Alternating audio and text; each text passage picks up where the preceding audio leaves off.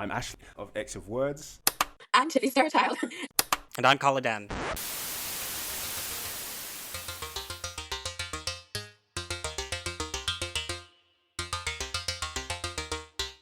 Hey everybody, welcome to the big crossover we are calling Referential 97. So go listen to Khalid's podcast, and this is also Words 97. We have great nerd guests talking to us about X-Men 97, the nostalgia cartoon that we are loving / hating / crying about / obsessed with / don't want to be obsessed with. Let's go!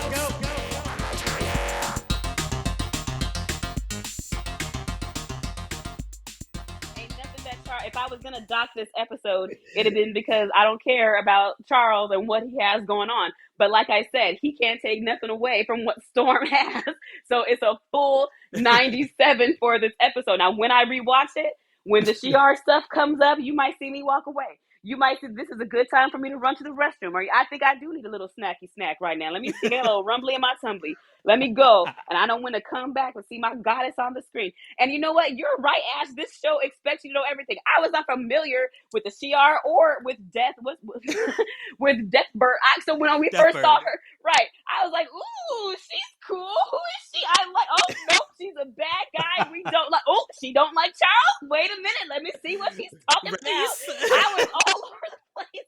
This show requires, and I don't fake the funk. If I don't know, I do not know, and I research my ass off. But no, yes, the way this show when she came in, I was like, no, I blinked. I missed the scene. Something skipped. Who is this bitch? Like, I know nothing that was going on. 97. Yep. Okay. And for my end, I am going to give this episode... I'm going to give it an 86. It would have gotten up to a 90-something if it was a full Storm episode. But I'm giving demerits for the fact that you made me sit through Charles for that long. But I will say that you're close to the 90s because the second I heard that... in the background when Storm was like riding up with the horses, Dora Milaje just came back in the chat. So I was like, okay, you're getting some points for me for that one. Okay. And like, we had the adversary. Like the adversary came up to Storm's face and said, "Are you proud of your monotone family?" Snipers on me. Bro, and we're just gonna let that one lie there. So that. Called the X-Men boring. Called them bland. The only weapon the adversary had was a dirty ass mouth, figuratively and literally. We didn't see not one spell. We didn't see nothing. It just turned up, talk shit, bit somebody, dirty mouth. Like, yeah. I also think I've deducted a few marks because I rebuke the idea of Storm ever thinking that she might want to be human even as a lie to herself. I just do not like that. I just don't like it. But I think that you should examine why. I think that it's important that they had Storm have that moment of self-doubt because we don't allow Black women to be soft and to be vulnerable and to have moments of weakness. We're just supposed to be strong all the time. And Storm is the pinnacle. She's the poster child of Black woman strength. That's Storm. So to see her admit, hey, I was tired. I was tired. I wanted a break. That's natural. That's an important message for people because people that are strong all the time or seen as strong all the time, when you take a moment for yourself, suddenly it feels like weakness and it makes you doubt everything that you have going on. So I think it's maybe it's out of character from the Storm that we have known all these years, but I think that it's an important evolution for her character to admit wanting to fucking break from that shit because it's real. That shit's real. You're right. And also that the adversary used her moment of doubt against her. It weaponized her vulnerability. It was trying to shame her for being vulnerable. In the darkest moments, it was like, this is what you wanted. And she managed to overcome that. And I still don't know how she won. Did she put wind? She electrified it in the tunnel. Sis's core strength is above the gods. She had like that Pilates freeze in a tunnel that was vertical. When she had that big old flashlight in her mouth, I was like, your jaw ain't tired, sis. You just holding it. No. God, yeah. All right, well. No prize though. How did she kill the adversary? Can we just say this is a link to her magical heritage? That she can kill a magical demon with her Well, lightning? I believe what's been revealed since then is that the adversary was banished by Forge, but because what Storm was going through was very psychosomatic at that point, it was a fight with herself. So if the adversary was like physically there or not is kind of up in the air because Storm's battle was with herself at that point. Forge's machine even worked. She could have accessed her powers at any time, but she needed to get out of her own head. So was the adversary a real physical threat in that moment? I don't think so. I think it was all about Storm overcoming her own insecurities and her self-doubt. And whoever decided that they wanted to have its head turn all the way around. Some very masochistic, some sadistic ass person that don't like us. Why would you bring this to somebody else's club? It's sad. Yeah, that was psychic damage. I experienced psychic damage watching that. That what was it? Delicious self-doubt. You just shut up. Don't talk to me like that. What?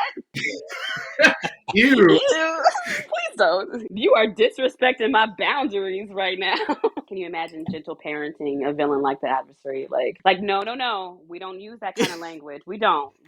How can we take these thoughts and spin them to something else? All right.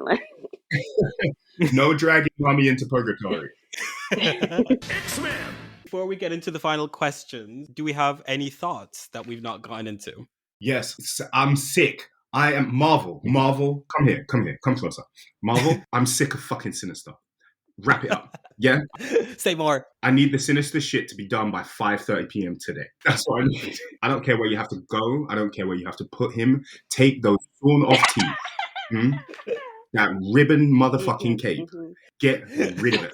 Yeah, who you have to put in this whole bitch, Toad, Avalanche, whatever Sinister you have to find, I would rather. You could put Rogers in that motherfucking episode as the big bad, and I would prefer it to Mr. Sinister. May I ask why are you so passionately against Mr. Sinister? We've been eating this motherfucking meal for 4 years. Gotcha. Okay. So homophobia? This shit is in different areas. Why is he every... You're feeling the real life Sinister effect, and you're like, no, I don't want to. This is supposed to be fictional. Yeah, like that video of Azalea Banks going, you niggas are everywhere. I want to share this with y'all. Like, that is me, Sinister, every time. Silly. How about you, Tiffie? Is there anything that we've not gotten to that you want to get to? No, I think that's everything. I think you guys give me such great additional insight on things on both ends of the spectrum of like, no, let's look at this more. And also, why? But why look at it more? I think it's such a good balance of the that. Ash and call it experience. You know what? It's a good experience. I'm happy I'm here. Oh, thank you. You're about to regret everything you say, as I will introduce the last point that I feel like we have not discussed, which is I personally believe that the Xavier and the Lilandra section was giving swirl agenda. Yeah, 100%. Yeah. And I think that as a community, we need to unite in saying enough is enough. Moving on. I was going to say, Noah, how come you can bring up the swirl agenda, but when we bring up a little bit of race play fetish, suddenly it's an issue. We're not going to say a little bit of race play, and I took a stance against it. So let's talk about it. All right, fine. Y'all want to get into race play so much? The floor is yours. Go. Oh, I definitely think that they have cute little nicknames for each other that they be calling each other. He wears a whole little set. He wears a tail. He has a collar. He has a leash with his name engraved on it. Mm-hmm. All of that shit. I fully believe. I know he lets her call her a Terran. I know he lets her call him a Terran in the bedroom. I know it. Absolutely. Mm-hmm. He'd be putting on like a little loincloth. Not a loincloth. Like a Neanderthal. Like, wait, what was it? Bubblegum? What was it with Michaela Cole? That one where she has to do all of it. Do you think that he's doing that? Not the chewing gum. Oh, shit, bubble gum. Yeah, he comes in the room like on all fours and he's like, Homo erectus. I think that she makes him try out different Earth accents. She'll be like, now do Texas. Ooh, now do Californian. And Charles just has to adapt. Charles, can you dress like a Persian cat just once? For me? And that man meows. That man meows for her. So yeah, that's what I wanted to get off my chest about that. Thank you for creating a space where we could talk about things like a little bit of race play. Thank you for that. Okay, that's going to be in the trailer. And that was ungodly. Moving on. For the rest of this episode, head on over to the X of Words feed. We will be back here on the Referential feed for episode 7, Bright Eyes, next week with 2 new special guests. I'll see you then. This episode was hosted by Alleyne of the Immortal X of Words. You can find that everywhere you get your podcasts. And it was hosted and produced by Khaliden of Referential. You can also find that podcast everywhere you get your podcasts. Did you know that every Saturday, Tiffie has a watch party on her Discord? If you want to get together with some X fans, then head on over to her social pages and the show notes where you'll find a link. You can find Tiffie at Tiffie Starchild on TikTok, Instagram, and Twitter. You can find Ash at Van the First and me at Also Perp everywhere. And we're officially opening up the mailbox. We are planning a special episode once the season ends. So send those questions and comments and concerns in to 97sessions@gmail.com. But you got to make sure to follow both podcasts because we'll be alternating. So episode 6, Lifedeath Part 2, is going to be on the X of Words feeds, while episode 7, Bright Eyes, is going to be on the Referential feed. I'll see you there. And so on until episode 10, the finale, where we'll go back to sharing. And give us 5 stars and a nice rating. Make us want to come back. Alright, thank you for listening. Goodbye.